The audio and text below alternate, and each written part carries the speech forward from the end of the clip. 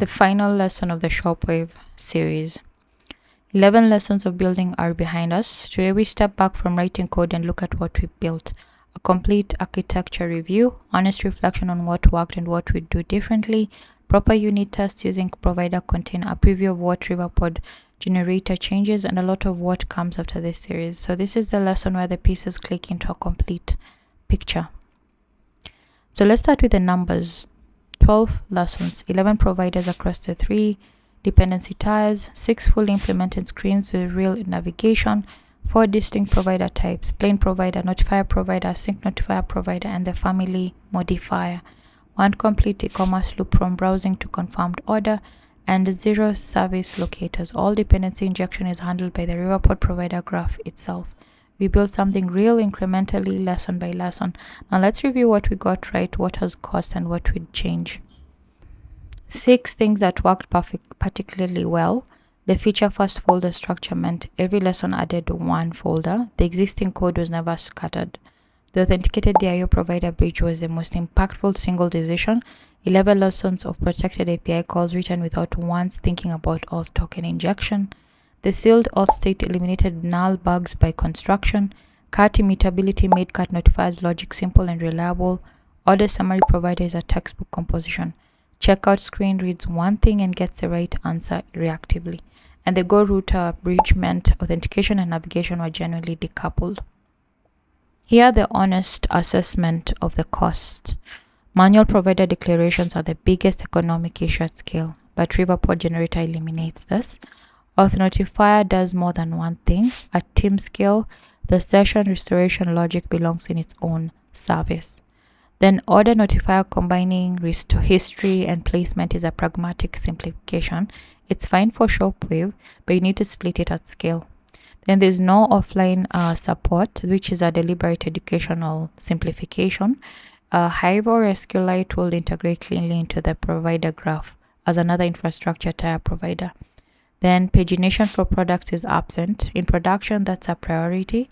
Then cat doesn't survive restarts. A one method change to cat notify.build fixes this. So none of these are architectural failures. They are known simplifications made for educational clarity. Cat notify is the easiest provider to test because it has no external dependencies, right? Create a provider container with no overrides, read the cat provider, and call methods directly on the notifier. The tests are pure logic, no network calls, no mocks, no setup beyond creating the container. They run in microseconds, and because we wrote cat notifiers methods with immutable list replacements, the tests are also straightforward for reasons to reason about. Add an item, read the state, assert on the result.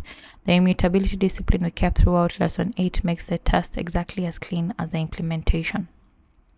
Product notifier needs 2 overrides: mock DIO returning predefined JSON and fake auth notifier returning an authenticated state. Everything else is a real implementation. Products notifier's build method runs for real. It fetches from the mock DIO, passes a response through product.fromJSON method, and returns a list. The test asserts on real passing behavior against control data. You can also test the error path, configure mock DIO to throw a DIO exception, and verify the provider reaches a sync error state. The composition that makes the app work is the same structure that makes it testable. Every dependency is a SIM you declared explicitly, and every SIM is a point you can override in tests. The test pyramid for ShopWave follows the standard shape. Most tests are unit tests: fast, no network, using ProviderContainer with overrides. Cat notifier needs no overrides at all. Products notifier and order notifier need mock DIO and fake auth notifier. Model serialization tests from JSON to JSON are pure unit tests. Some tests are widget tests using Flutter's test framework with a provider scope override, verifying that screens render correctly in different states. Few tests are end-to-end tests against a real Serverpod test instance. Those are slow and expensive but give the highest confidence in the full user journey. Riverpod generator is the annotation-based approach to writing providers. Instead of manually declaring the provider and the notifier class separately, you add an @Riverpod annotation to the notifier class, run build runner, and the generator produces the provider declaration in a .g.dat file. The runtime behavior is identical, the same provider graph, the same state management, the same dependency injection. The difference is ergonomic. less boilerplate to write and maintain.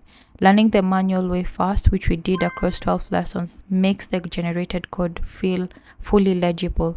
So when you use the product notifier in generated code, you now know exactly what it means. 4 ideas that constitute the Riverpod mental model. First, state is a stream, not a variable. A provider doesn't hold a value at a point in time, it holds a stream of values over time. Ref.watch subscribes to that stream. Second, dependencies are declarations. When you write ref.watch passing in the authenticated DIO provider in build method, you're not fetching the value. You're declaring a dependency that the framework uses to build a reactive graph. Third, state transitions are facts. When cat notifier assigns state is equals to new list, it records a new fact. Every subscriber sees it simultaneously. Then fourth, the graph is an architecture. The provider dependency graph is not an implementation detail of the architecture, it's the architecture. It's explicit, visible, and enforced by the compiler. The 6 things that change at team scale. Riverpod generator becomes non-negotiable. The boilerplate of manual declaration multiplies with team size.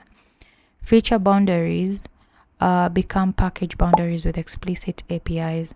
The repository pattern inserts a testable layer between notifiers and the network, making the data strategy swappable without touching providers. And the data strategy is network fast, cache fast, offline fast. A local persistent layer like Hive or Ether plugs in as another infrastructure provider, invisible to the business logic tier. Then infinite scroll pagination uses a specialized notifier that grows state incrementally. And a shared test doubles layer eliminates copy-pasted mocks. The architecture we build scales into all of this. It doesn't need to be replaced, just grown based on the team size. So here's the one last time, the complete ShopWave dependency graph. 3 infrastructure providers at the root with no dependency of their own. The authentication bridge in the middle tier watching both DIO and auth, producing the authenticated client for every downstream. 6 business and derived providers in the third tier, each with clear single-purpose ownership. 11 providers, 3 tiers, arrows flow in one direction. We built this incrementally, 1 provider per feature lesson, and it combines into a complete coherent architecture. Every arrow is a dependency we declared explicitly. Every dependency is a seam we can override in tests.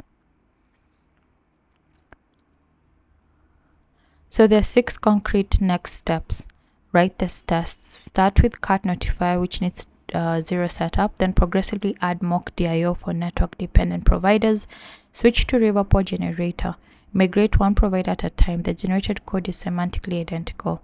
Add cat persistence. It's 1 change in cat notifier.build method and 1 call in every mutation method. Add product search, a new family provider. 0 changes to existing providers. This is exactly how the architecture should scale. Build your own app. The 3-tier graph and notifier patterns are domain agnostic. Apply them to any problem and read the Riverpod documentation. After 12 lessons, the docs will be fully legible and the advanced topics like keep alive, provider observer, and lifecycle management will make immediate sense. So there are 5 principles worth carrying into every Riverpod project you build after this series. Ref.watch in build. Ref.read in methods, the most fundamental distinction. I know I have repeated it so many times. Always produce a new list, never mutate, because Riverpod uses equality comparison and a mutated list is invisible to the framework. Dependencies flow in one direction. Circular dependencies are always a design problem, never Riverpod. It's not a Riverpod limitation. Each provider owns 1 concern. The authentication concern belongs in authenticated DIO provider, not scattered across 6 notifiers. And errors should be structured. App error is not overhead. It's a difference between an app that works and an app that communicates. So keep these 5 principles and your Riverpod code will be maintainable. So we built ShopWave, a production quality Flutter e-commerce application with authentication, a product catalog with detailed screens, a fully functional cart, a complete checkout and order flow, a 3-tier Riverpod dependency graph, structured error handling, shimmer loading states, and proper test infrastructure. 12 lessons ago, the canvas was blank. Today, it's a working app that demonstrates everything Riverpod is capable of. You understand not just how to use Riverpod, but how to design with it. That's distinction between using a tool and designing with it is a real graduation. So take this forward. So here's a complete lesson catalog, 12 lessons, each with clear deliverables. Please go ahead and you can always review back. They'll always be here. So 4 concept lessons establish the foundation, state, setup, provider types, and the ref system. 6 features lessons build ShopWave feature by feature, authentication, products, product detail, cart, composition, and orders. 1 polish lesson added robustness, error handling, shimmer, and the 401 logout. And this final lesson reviewed, tested, and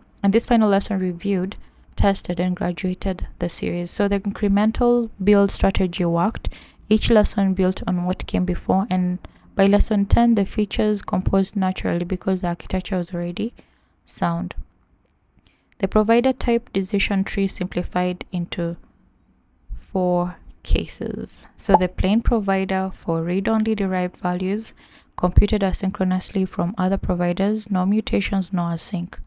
Notifier provider for synchronous mutable state that needs action methods. The cart is the canonical example. Async notifier provider when build method is async, you're fetching from a network or database, and Riverpod should manage the loading and error states. And the autodispose.family combination for parameterized screens, detail screens that should clean up when the user navigates away, with the parameter determining which data to fetch. So when in doubt, is it derived? Provider. Does it mutate? Notifier provider. Does it fetch async? Async notifier provider. Does it need an argument? Add family modifier. Okay, 12 lessons down. I hope you really enjoyed the course and got to grasp and get a better understanding of Riverpod. Now take what you built or what we built, take the patterns, everything that we've talked about, go build something of your own. Thank you for building with me. See you on the next one.